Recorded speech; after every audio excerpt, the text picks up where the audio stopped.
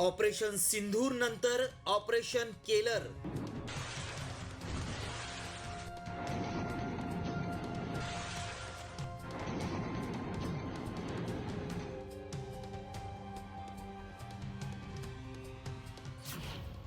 जम्मू काश्मीरमध्ये लष्कराची मोठी कारवाई.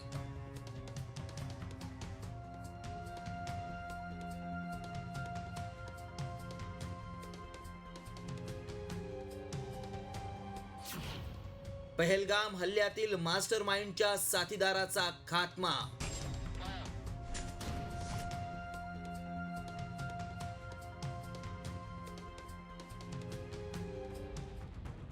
पहलगाम हल्ल्यानंतर राबवलेल्या ऑपरेशन सिंधूच्या यशानंतर आता भारतीय लष्करानं ऑपरेशन केलर सुरू केलंय.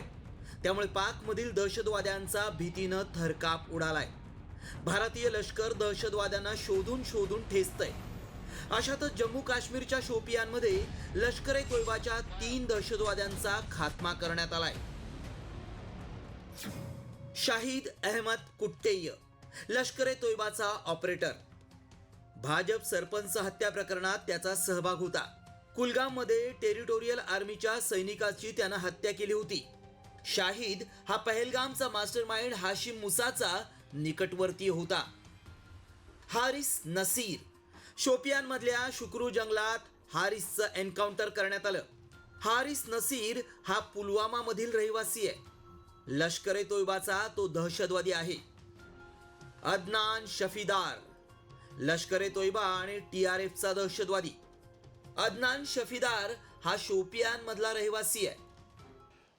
हे ऑपरेशन केलर जे आहे ते तिथलं एक इलाका आहे किंवा क्षेत्र आहे जे शोपियाच्या पश्चिमेला सीमेच्या अलीकडे आहे.